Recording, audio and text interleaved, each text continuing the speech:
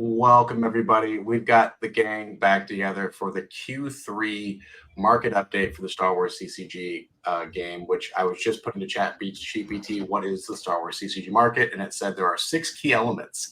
We will not be addressing any of those key elements because we are not AIs. But we're here to talk about what's going on in the game. All the spreadsheets and all the data that we're referencing are in the show notes. If you click that see more, you can see all the things we're talking about. This is derived from eBay data as well as sales data that Luke and Greg and Mark all track. So we're trying to keep this as data-driven as possible to try to provide transparency for folks. So if you want to buy something, what's the average? What's going on? So I think we're in a funny spot right now, guys, as far as the market. It's October. When we're filming this, we've seen some changes and slowdowns in the market a little bit. And I think, does anyone have any big thoughts on the front end of what's going on or what they've seen over the last 3 months? I can just kind of go first, as I think that, to me, Star Wars Unlimited is eating into the visibility of Star Wars CCG a little bit, where you can't even find it on eBay as easily anymore. You type in Star Wars CCG Jedi, Luke Skywalker Jedi Knight, you're going to come up with the Star Wars Unlimited one for the first 10 results. And so I think there's something going on there where I think it makes the game a little harder to find, but that's just one thing I've observed now that Star Wars Unlimited is kind of in like month, whatever, 8 here or 7. Anyone else have any kind of big thoughts there? I don't know if I have any big thoughts, but I will say that if your hypothesis is correct, it may explain a bit about the data that I'm going to show you. So without any spoilers, we'll see. Keep that hypothesis in mind. Yeah, we were chatting before. I think there's also a little bit of like a general turn down in the economy that's happening, as well as this is like fall is always a funny time where people are saving up for Christmas. They're not indulging as much in collectibles maybe. And I think it's also just something to be said that like games go through cycles. There's no big flashy IP right now. Like there's not a good Star Wars show. We can get into that a little bit later, but there's not something that keeps people's attention on the sort of IP of Star Wars. Okay, so let's get into Greg. We got Greg up first with his wonderful slide deck. So we're going to go over sets, sealed, as well as graded markets. But we're going to Greg here first. All right. Well, starting with the sets, there's some mixed news, and at least the good news is that the some of the set averages are up, and so this is looking at the all non-foil black border sets. Looking at Q3, it's like a small increase from on the first half of the year, so we're up about like 2% compared to the first half of the year. But about a like 9% increase year over year, comparing it to Q3 of last year, which is reasonably significant, and about a 7% increase from just the 2023 average generally. So just thinking about like the total sum of the averages, it looks like the market is reasonably strong in terms of these black border non-foil sets in comparison to last year. And in fact, just looking at the averages of these sets, including the AI or not including the AI from Tatooine Theed and Coruscant, the numbers are almost at their kind of highest averages ever for most of these sets. So I feel like there's a butt coming. there's potentially, but well, okay, let's give me 3 seconds before I spoil all of this. No, I mean, I will say, the sample sizes for a lot of these are not tiny, and so I take that to be good news. The but, and the first of a couple buts, is that sales volume has taken a pretty decent hit. Q3 of this year was one of the lowest sales volume quarters in like the last 3 years. So very low and out of line with other Q3s. So it's not like this is a pattern that happens every Q3 or something like that. So sales volume has taken a hit, and I take that even with prices maintaining at a pretty high level, even at some of their highest levels, if people aren't buying the frequencies that they usually do, I take that to be like not a great sign for the market. And that's, maybe especially concerning about a couple sets, especially things like Death Star 2 and Coruscant and Theed, which I already normally get very few data points on. And the fewer data points I'm getting on some of those, like on some of the most expensive sets, are concerning, because it means that with like a low sample size, there can be really high swings when new data comes in. And so, the averages for those sets and as a whole can be misleading and swing one way or another depending on what happens with just a few sales, given how few sales I've got. I've got Ref 2 included in there, even though it's not a big money set. I've had very few. It's actually sold at its highest. The last couple of Ref 2 sets have sold for like under or over $200. But I only have like 2 data points over the last 3 months, and so the average is quite high now, but of course can shift as more data comes in. So that's the basics of the black border non-foil sets. Prices strong and up generally, but sales volume down quite a bit and is concerning. Now the next but comes in, which is looking at the foil sets, which I wasn't including in that previous set of data. So Reflections 1 foil set, Reflections 2, Reflections 3 foil set. Those set sales and values have kind of plummeted recently. Ref 1 as a set was actually doing quite well over the last year or two, reasonable number of sales every quarter. There have been 0 sales of a complete Reflections 1 foil set on eBay in the last couple months. So I have no data on that, even though it was selling at a quite high price before. Ref 3, there also were no sales this quarter. Ref 2, there was literally only 1 sale of a Ref 2 foil set in the past quarter. It sold for like under $1,000, and that's, you know, including all 4 ultra rares and the box and case toppers, which is, you know, the lowest I've seen it sell for in quite a long time. So that is bad news, I take it, about the foil sets, you know, with potentially some, you know, depending on what happens when I actually see some data on Ref 1 and Ref 3. So do you think people are just kind of holding onto their cards, like they're just, or is it all sort of like there's buy it now auctions and no one's biting at the sort of higher buy it now prices? There are, these sets are available as buy it nows at, you know, higher prices, and no one's biting on them. So there's that. You know, and you know, one thing you might think that has certainly happened before, when some, you know, these foil sets started taking a hit, you know, a year or so ago. And one thing that we were able to say at that time is, while the sets potentially aren't selling, at least the singles are still selling high. And so maybe the explanation for why these sets are selling less frequently or for lower prices is because people are more interested in buying these high value singles. And so that explains this data. Unfortunately, that's not going to work in this case, because all of the Ref 1, 2, and 3 ultra rare foils have dropped in value recently and are selling less frequently as well. So the Ref 1 foils are now under $100 each. Luke is a little bit under that. Vader is, I think, under $90. The Ref 2 ultra rare foils, the big 2, Luke and Emperor, are sitting around like $250 right now, which is the lowest they've been in quite a while. They were like well over $300 for a time. The Ref 3 foils, I have no data on Quiggy over the last quarter. 3PO has dropped to about 200. I only have 1 data point for P59, which looks okay, but with 1 data point, I'm, you know, I don't want to say too much. The Darth Maul Young Apprentice is holding strong, actually, around $750, and with like a reasonably okay sample size. But the rest of the ultra rare foil singles have again dropped in frequency and in value recently. I wonder, like, we would never be able to see this, but the diversity of buyers is really curious to me. Like, is it the same person buying Darth Maul Young Apprentices, or is it like 20 people all like in a more rich ecosystem, let's call it, or is it just like 3 guys? So we'll never know, but I think that's kind of curious as well. Yeah, certainly that's not a question I can answer, only because eBay, you know, doesn't, it's hard to get that kind of information off eBay. But so anyway, I mean, long story short, is, you know, there are some concerning numbers in the singles market, which for a while was holding quite strong, even while sets were a bit iffy. But now these singles have taken a hit. Those foil sets have taken a hit. Now, again, with the separate data that says the non-foil sets are actually doing quite well. So I guess there's that silver lining. And I guess like one last negative to bring up here is that the DS2 ultra rares are actually, for the first time in a while, at or below $200. And again, this is a new change as well. They had been, you know, reasonably above that $200 mark for quite a while. So these have even taken a bit of a hit as well. Although their sales frequency is still reasonably high. These two have always been selling in high numbers for, you know, years.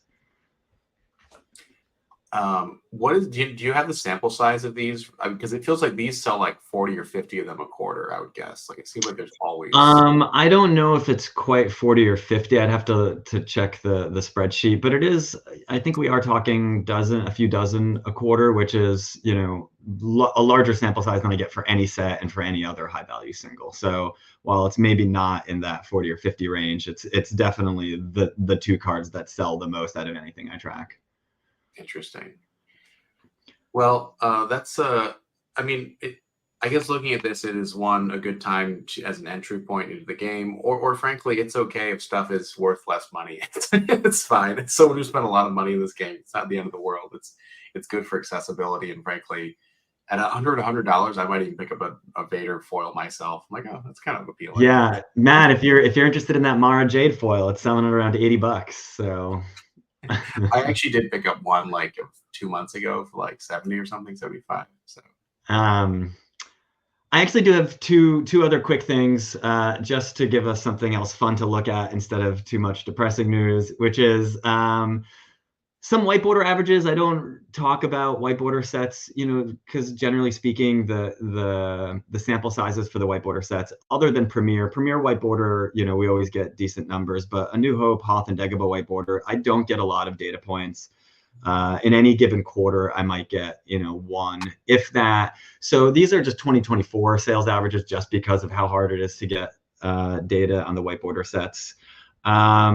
Premier selling at about 140, A New Hope up at about 185, and Hoth and Dagobah around $300 each on these sets. Again, we're working with sample sizes of like 2 or 3 or 4 for these sets for the year, but that's not unusual in terms of comparison to previous years. So it's not selling any less frequently. And these, we've talked about this before, but it's just interesting how these white border sets now sell for, so much more than their black border counterparts, because, no one cared about them back in the day. And now they're actually much harder to get than their black border counterparts. And last, but not least, is something we've also never looked at, that I've never showed some data on, which I don't normally keep track of, which is the value of these enhanced sets. So the 6-card enhanced Premier set, the 12-card enhanced Cloud City, and enhanced Jabba's Palace.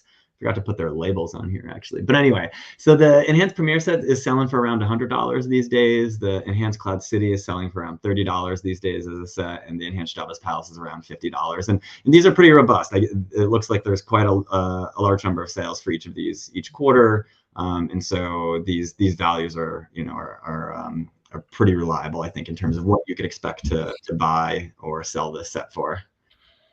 The one thing that jumps out at me here is it feels like the enhanced Jabba's Palace is a bit of a steal with Mara Jade, Master Luke. Like that feels like a very good deal for $51.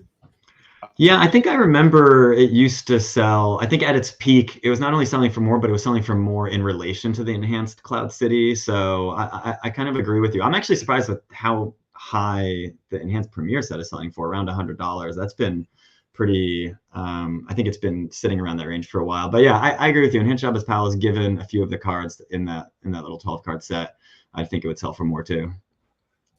I still think there's a chance that Mara Jade enters the Disney universe, and that's the card to speculate on. Everybody, it's just Mara Jade. Plus, she's actually like just a good card still in like modern formats. I want someone to like cut together a video of all of Matt's predictions about Mara Jade over the last 2 years. I have been wrong for a long time. It's great. Well, thanks so much, Greg. Any thoughts for Greg from Luke and Mark here, or you want to jump over to the sealed update? Yeah, I mean, I could quickly say I thought that the enhanced Premier data is pretty interesting. Those cards, the foil versions of those cards, obviously from reflections to the box toppers in most parts of those, go for pretty high amounts graded. And I have to look and see behind the scenes on the data for the non-foil, just the regular enhanced Premier. But yeah, there's a fair amount of demand for those amongst graded collectors, like a little bit more accessible, I feel like, than some of the other high-end graded. Like I have a Master Luke PSA 10, right? I'm not really a big graded collector, although I do track the graded numbers. Because it was just much easier to find than like a Luke Skywalker PSA 10, or at least I didn't want to pay that much money. So like, yeah, it's just interesting to see the enhanced data for sure. The So whiteboard data I actually bought recently, like maybe last year, maybe a year and a half ago, whiteboarder sets, and that tracks pretty much exactly with what I paid for them a year and a half ago. So yeah, that's interesting to see too, that there's maybe a little more stability there. Although, as you said, Greg, probably not that many data points. Yeah. No, not that many data points, but I think you're right. These numbers I think peaked whatever it was a year and a half ago, and they actually seem to not have changed very much since. Yeah, that. that's fascinating. Luke, did you get the Master Luke because your name is Luke and you thought it was like a fun? That seems like Yeah, Master Luke for a long time was my eBay handle. It still is Master Luke 32, and like all my usernames on like forums and stuff are Master Luke, like the Star Wars CCG thing. So I have it by my desk, like at home, just reminding me of all that. Yeah, I mean, been forever. all those eBay memories. All right, I'm Oh, gonna bring up the sealed box and graded report. So this is as of September 30th. So I think we're a little ways into October, so we're not gonna have that stuff represented. Yeah, I didn't include. We're a little bit into October at this point, but this is my deal. When Cam and Mark brought me on to try to track graded and sealed stuff. So let's take a look at what's going on with sealed data here. I don't know who's driving this. There we go. Looks like I am. Great, cool. So total sales volume. What you're looking at here, right? The bottom number, Q3 2024, is the most recent data, but I wanted to show you not only like the most recent quarter, so Q2 directly above that, but also the same quarter a year ago. And I mean, I'm not going to read out the numbers. You can definitely do that if you want. The clear indication here is that sales are down, way down for sealed, in terms of the volume number, in terms of the total number, and in terms of the average price. We have lost, about 100 and looks like $50 worth of total value from Q3 of last year. I think it's interesting, as a state of the market conversation, that we focus a lot on like sales and seller perspective, but I think Matt is right on. The game is becoming more accessible, and I think that grading certainly is having an impact on this, that people are buying these sealed products to rip, as opposed to just storing. As someone who doesn't, like, as Matt said, like I have the master set, like I'm pretty much done collecting except for uncut sheets. It doesn't really affect me personally if the sealed data is down or the graded data is down. I just find it very interesting as like a social studies teacher and economist to try to think about like, well, why is that? And so, yeah, let's take a look at some, prices here. I had to make the chart, which I stole from Greg a while ago, or I gratefully borrowed, I should say. I actually had to make it like a plus minus 10% as opposed to plus minus 5 to be flat. And that's like charitable, right? So like every Q3 data point compared to last year at this time is down or within 10%. There's no sets that have increased in value in terms of sealed box prices. I'm going to go into the details of what I mean by that. So you can see on the left-hand side there is like a flat or down. Also, as Greg pointed out, like there's some that just have no data on. So like there was not a single box of Hoth Limited sold in Q3 of 2024 that I was able to track. Same thing for Endor. Whereas last year at this time, there was 5 boxes of Hoth. Premier, obviously, there was so much of that produced. Those are always going, 23 sales last year, Q3, 17 this year, only dropping about 2%. But like you can see, I had to be charitable. Feed is down 8.2%, and I put it as flat because otherwise it'd be just the bloodbath of like everything has dropped or there's no data whatsoever. Some of those, again, not many sales itself, but stuff like, Jabba's Palace has a fair amount of sales always. Cloud City, there's a ton of that produced. Reflections is a really interesting one. So 5 sales of that this quarter, but that dropped 28% year over year. So like we have a fair amount of data points on that really show stuff has dropped. And if we look at the, quarter to quarter, like quarter over quarter, this is again, year over year. So like Q3 of 2023, as I compared to Q3 of this year, 2024. So that's like, the macro, like the whole trend there. Let me show you now the trend for some smaller sets before I get into just quarter over quarter. So the only thing that's up And I don't really know why this is. It's like third anthology last couple times. Now it's first anthology. First anthology is up 31%. It won 6 sales as well. So I'm curious about why that is. You can see that we still have a ton of sales on Premier Introductory 2-player. In fact, identical amount, almost 34 of last year to 35 this year for Premier Introductory 2-player, but it still lost 13.5% of the value, the tracked value. Premier Unlimited is down a ton, 22%. I mean, like I said, I'm calling it a bloodbath because of the amount of red that we have in terms of arrows down here. Before I move on to the quarter 2 to quarter 3, I'm curious if anyone else has any thoughts on year-over-year data here. Yeah, I'll just hop in here first and say I think the one that's most surprising to me, I'm going to go back to your previous slide, Sure. is probably Death Star 2, because I think that Death Star 2 hits the nostalgia so much. Like a lot of these other sets, like, I don't know, like Cloud City Special Edition, like Death Star 2, like everyone like loves that. The ultra rares were introduced. It's like a stopping point for a lot of people as well with the game, but they played up to Death Star 2 and they hated the whatever came afterwards kind of thing. So that's actually surprising to see that one drop, because there's also just these like big anchors within the actual box of the 2 ultra rares as possibilities. So surprised at that. I'm still surprised Tatooine is like as much as it is, because I kind of think it's a crappy set, like with like only 90 cards. Like, but I think Death Star 2's drop is the biggest surprise. Mm-hmm.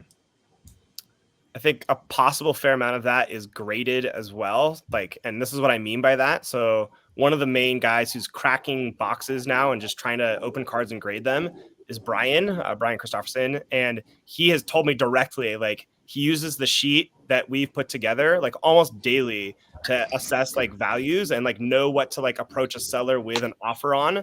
So if someone private sells a DS2 box, which happened this last quarter, Brian will like look at the data points and say like, hey, these are where they've previously sold for, and we can see it's dropping. Like, again, I'm not going to go on eBay. I'm saving you the fees, but like, because we don't distinguish on the tracker between like eBay sales versus private sales, because it's the same amount of money for the buyer. The buyer paid the same amount, but like the seller obviously like is going to factor that in. So a private sale of a DS2 box for 1,300, again, if you factor in eBay fees of, 13, 14, 15%, like that could explain part of that.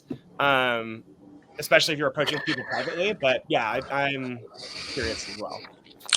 Well, I think part of this might get back to the whole state of the economy. And when you look at these sealed box prices, like a Death Star 2 box, you're still having to spend above $1,000. So maybe that high end of the market, people are being a bit more conservative. Because, yeah, I mean, that is a bit surprising to me, because it's kind of the crown jewel, if you will, of the non episode 1 sets, and something like, say, special edition. It surprised me. I think there was a jump in it like a year or two ago where it got to like 600. So, like, for example, that was not too surprising that it went down quite a chunk of change. But yeah, that does start to a little surprising from that aspect, but maybe more from a economic perspective. Maybe it makes sense.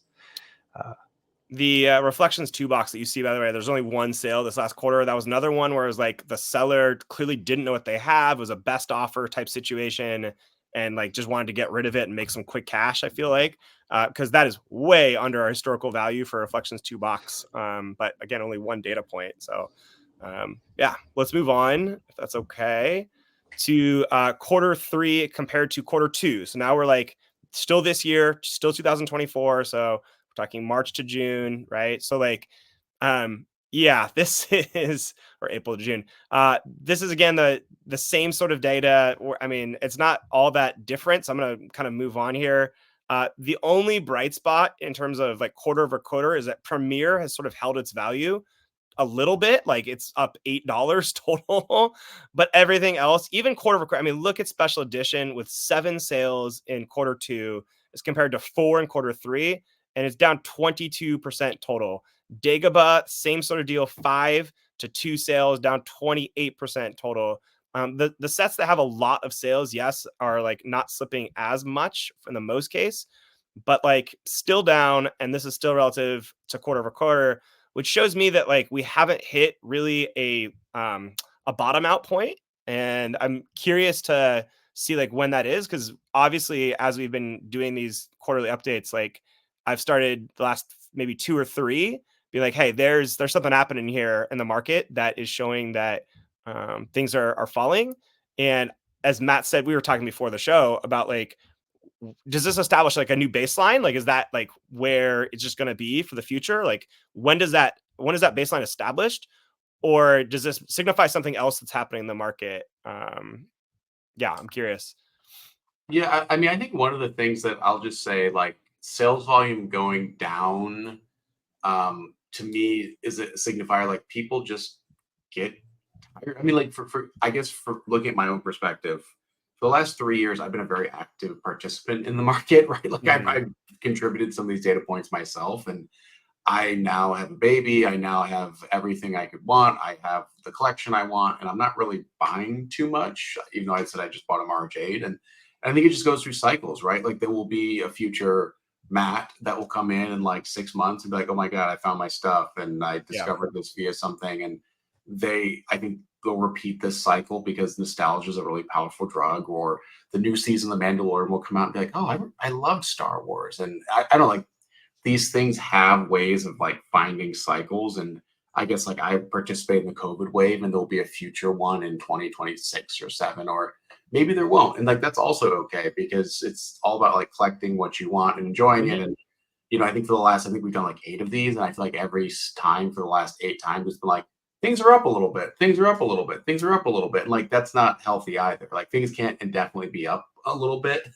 I think it's healthier to actually have the ups and downs and have new buyers to look at this and say like, oh, boxes are a little more reasonable than they were before. Maybe I'll pick one up now. And they're still like in terms of like what their original value was versus like what they are now, like Star Wars CCG clearly has some really valuable product out there. Like a Death Star 2 box for $1,300. Yeah, clearly is worth a lot of money if you had held on to that. Even if it's dropped, what is it, 14%? Like, yeah, it's out there. Let's move on if that's okay. Last note from me, and then I'll get to Mark here. So just final note on sealed. As I was trying to say, year over year, down in almost every category except for first anthology, continuing that downward trend from quarter 2 to quarter 3, except for Premier Limited, which again is held on just a little bit more of value. So many people love that set and just try to grade stuff and or just have it just sitting on their desk sealed, tantalizing them. And so, yeah, we'll continue to monitor and see sealed and the impact of Christmas and quarter 4. Thanks, Luke. I just want to say one thing on sealed. The fact that 24 years after this game went out of print that we're still talking about the existence of sealed product is like kind of amazing. Yeah. Right. And it's like still this metric that exists, because I think for most people, like that would be like, how did you possibly find that? Right. And it's like, I think it's just, there's a statement to be made there that like there still is this rather robust market in sealed, that like hundreds of sales are happening every single year back and forth. For sure. And I'm updating the tracker for that like pretty much daily, if not every couple days or 3 days. And Matt will link to that in the show notes. But there's like a sale of sealed product, whether it's like, the Premier introductory that we do track, the Hoth introductory set. There's a sale like once every couple days, once every 3 days, and sometimes on Sundays, lots of them. So there's definitely data points out there. There's not as many as there used to be, but people, like, the market still exists. That is interesting for sure. All right, Mark, do you want to talk about graded a little bit here? I would love to. Yes. Yeah. Thanks, Matt. So a little bit of a different story in terms of the graded sales as opposed to the sealed, whereas we saw a little bit more of a bloodbath in the sealed and the sets, as Luke and Greg were pointing to. The last few quarters of graded sales are actually a little bit more steady. I was surprised, actually, because myself, I took a little bit of a hiatus from selling graded auctions every week over the last few months. So I was coming in expecting there to be a more of a drop than really there was. So you can see in the graph on the left, you have the number of graded sales per quarter, with the most recent Q3 2024 being the most recent data point on the right. And you can see that there's pretty close to maybe it is trending downward from a couple of quarters ago over quarter 1, 2, 3 of 2024, but still barely steady at around roughly 550 auctions plus or minus a little bit. And in terms of the total value of the graded sales. You can see that on the right, where there's still kind of, I guess you could say it's down from Q1 of 2024, which is a little bit of an outlier, but even then pretty steady north of $40,000 of graded sales total. So, but if we go to the next slide here, maybe that can explain a little bit about that. So you can see that there are some interesting sales here, particularly that Imperial class Star Destroyer, what I assume is a foil. I assume it's a foil version of it in the center there, around Yes, definitely, it was. $1,700. Yeah. You never know though, like the probe It's droid just a sale probe for droid or the DLC foil. Yeah. someone may really like them. No, but yeah, that's the tournament foil there. But you'll notice that the vast majority of the sales are probably, I imagine, under $100 there. So maybe that might explain, people just like the graded cards. It's a lot easier to pick up a card of your choosing at $100 than it is to drop, say, $1,200, $1,300 on a Death Star 2 sealed box. Although they're certainly very nice either way. So yeah, a nice variety of sales there. Lots of main characters there, as you might expect, represented up here. Although I didn't have time to dial it down for this one, but I imagine there were some, the 10s still sell for a healthy premium. There's a pretty big jump usually from a 9 to a 10 in terms of the grading. So yeah, going healthy in terms of the number of sales. It's interesting, maybe, musing as we did on the disconnect between the sealed, the sets, and the graded, which seems to be fairly constant. I'm not too certain. I don't really have a working hypothesis on why that is, other than maybe people just see a graded card and really want it. I don't know if there's a different dynamic going on there. Any thoughts from you guys?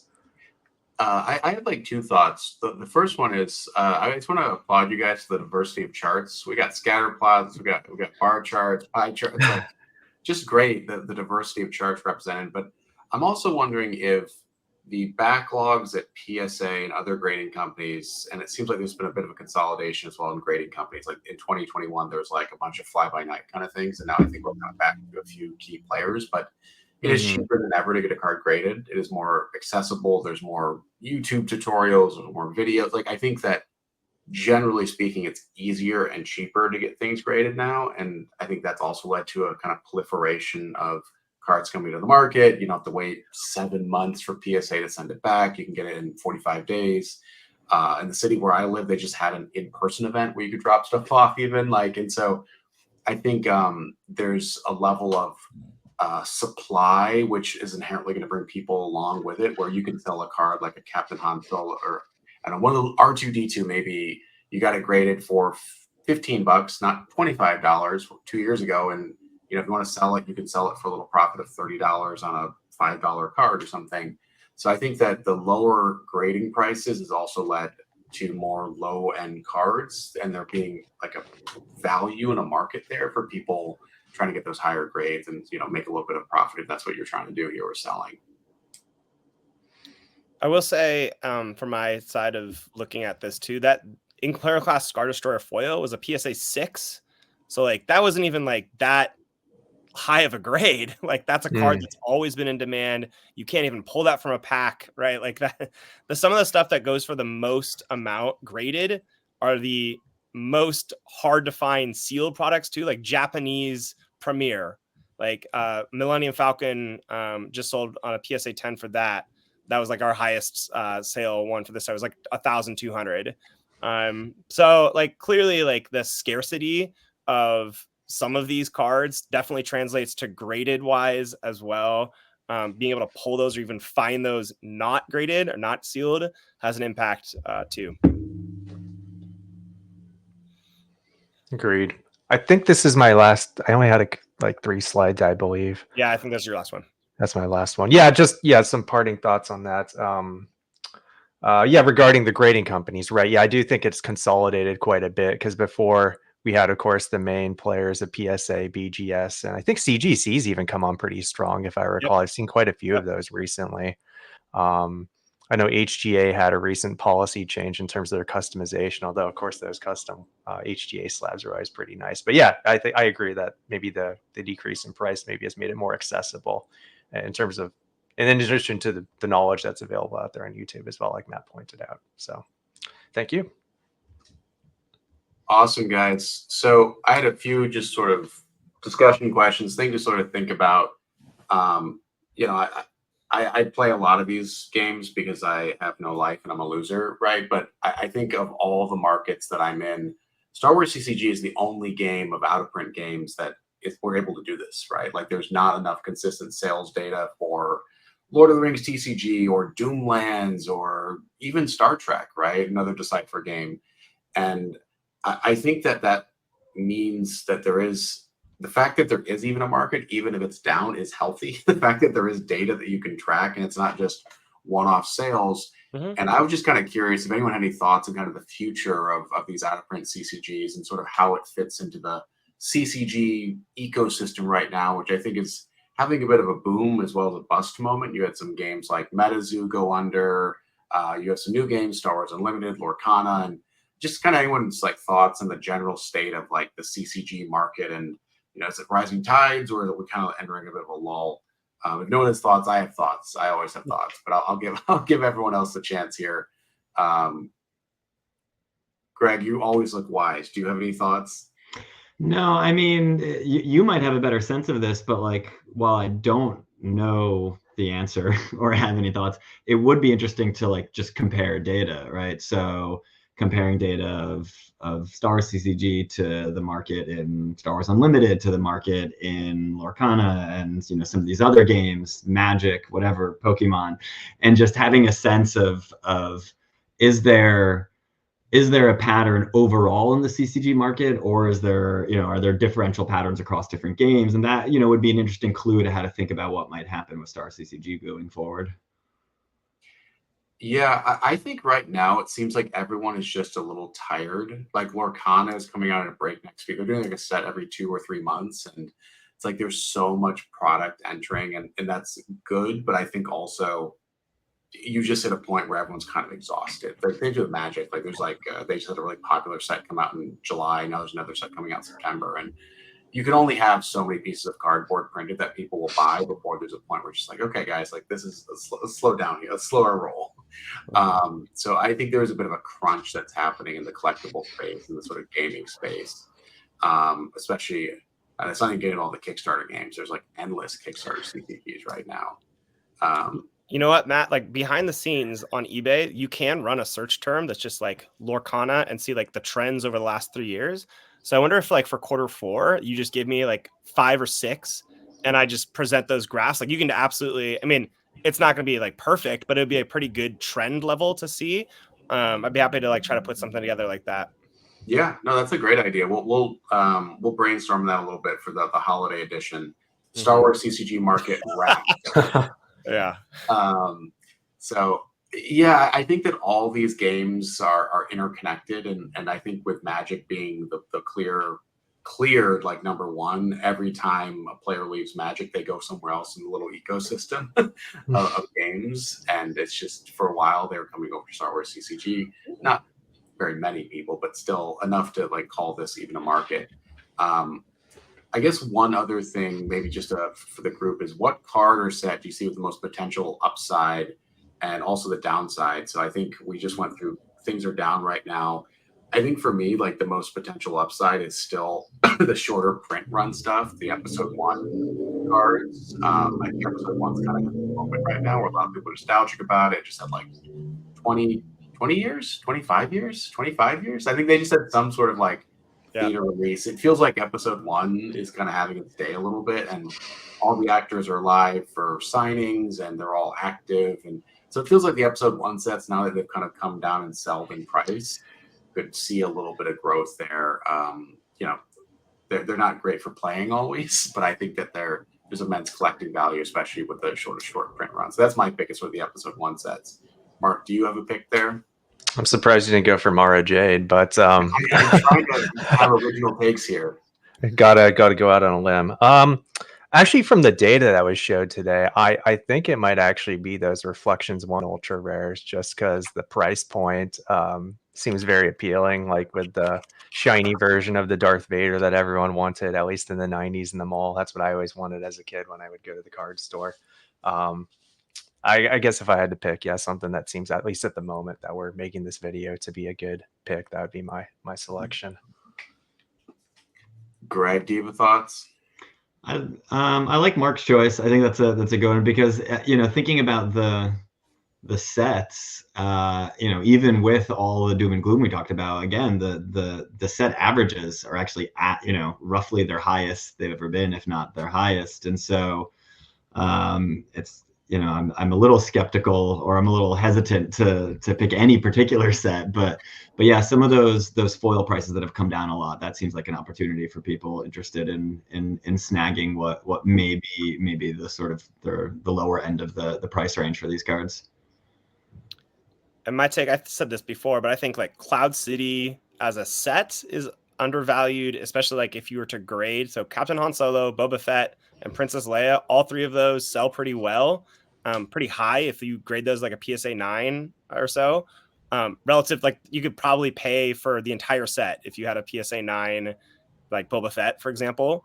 So like, yeah, I don't know if that's a room for growth, but I just find that always very interesting that like there's a difference between the two. Whereas Jabba's Palace, like really the only one that's a huge sales figure is Princess Leia Organa. And yeah, I don't know if I have anything else to add over what's been said so far.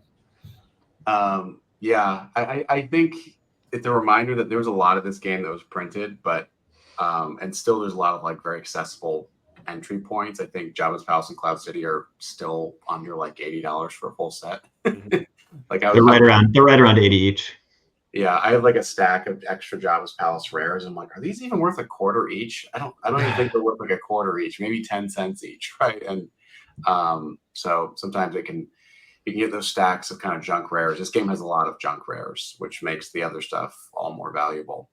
The last thing I kind of want to touch on is I think the Accolade being a less than loved show is kind of like also people feel kind of down on Star Wars as an IP right now. It feels like Rings of Power, there's more of like momentum in like Lord of the Rings or like other things, and it feels like Star Wars, I don't know, like I just haven't watched like good Star Wars in a while, and like there's a lot of just negativity towards Disney's like management of the IP, it feels like. And I'm just wondering like how much you think that general interest in Star Wars as like a franchise or IP like has a carryover effect, right? Like I think a lot of people got back interested in this game like COVID, but also like The Mandalorian being like a really good show just reminded people like, oh yeah, there's good Star Wars out there. Like, oh yeah, I love this universe. And then there's a couple fumbles with like Book of Boba Fett and Obi-Wan, and the list goes on. Ahsoka's pretty good, but I haven't really noticed as much as one might think spikes due to like specific characters, right? Because we had was it Ahsoka? Is that the show where Thrawn came back? Yeah, that was the one, and it'd be like, oh, Thrawn's back, Thrawn's gonna spike, and there was a little bit of an uptick in interest in Thrawn, but it wasn't as much as I would have guessed. Like it's been much more consistent, so I think just the presence of ongoing content helps more than it could hinder it, even if it's very divisive in terms of people liking or not liking the show, maybe with the most recent release.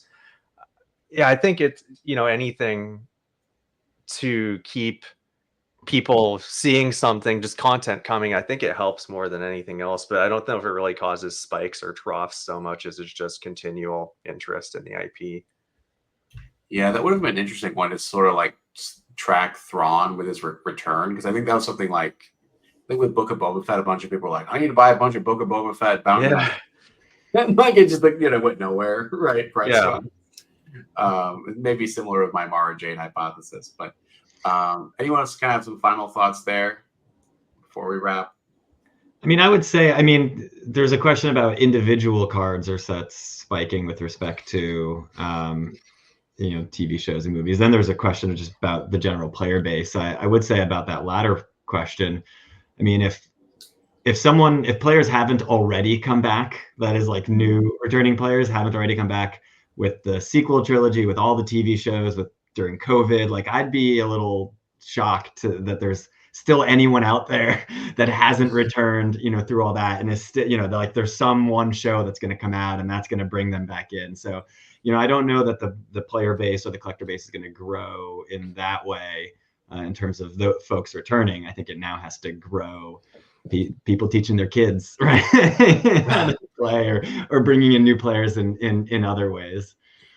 Greg, you're telling me you wouldn't want to watch a day in the life of Cloud City, like citizens, and as they navigate the bureaucracy of their gas mining operation being off the book. Yeah. A poor gas miner just trying to make his way in this crazy universe. I mean, honestly, I would have been like, okay, this is kind of a cool take. I think that maybe that's a good time to wrap it. Any kind of final thoughts on this market? I know this is maybe not the same, a little more dour than some of the other videos we've done, but I don't think prices being down has to be a bad thing. You can't always go up. It's not like stocks always go up, right? It's just things happen. It's kind of a leveling out and maybe a bit of a plateauing, but I think that's okay. Anyone else kind of final thoughts as we wrap here? Yeah, I mean, I will say, like, those who needed particular singles to finish off their sets and have been waiting, or who were very frustrated at those peak prices, now have an opportunity to get in there and finish those sets in a way that maybe they thought they couldn't before. So, there's certainly upsides for the collector. Mm-hmm. I would echo that. I would say it seems more of a buyer's market, and buyers have more tools available to them now, whereas in the past, like, you might not have any idea. I remember when I bought my revised Hoth set, I had no idea what they were selling for until I stumbled across Greg's tracker for that.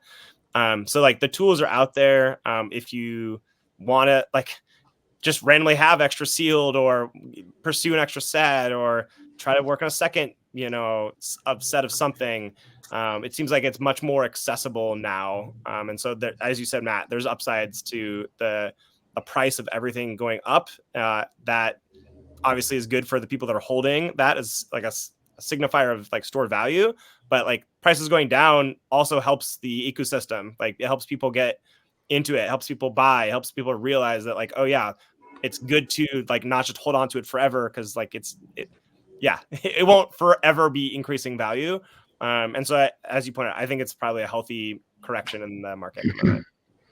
Yeah, I heard a lot of good buying opportunities potentially today. So for myself, I'll be looking out for some of those ultra rares and maybe some of the sealed prices, because could be some good opportunities there. Mm-hmm. Yeah, I think I'll just close here and say, like, the reason I collect and play this game is because it gives me joy and it's fun, and I like doing this, and I like the community, and I've had a chance to meet you three guys and make friends and hang out and talk about cards, and that's really cool. And I don't really care if the price of my cards in the binder that I'll never sell is up or down. Right? Yeah, agreed. It's kind of immaterial to me. Yeah. But these are fun to do. Like, subscribe, all that stuff, guys. We'll be back in the winter for the Q4 update. If you have other ideas you'd like to see for videos, feel free to drop in the comments. I'll have links to everyone's channels and links and all the trackers in the show notes. But thanks for hanging out, and that's all the time we have for today.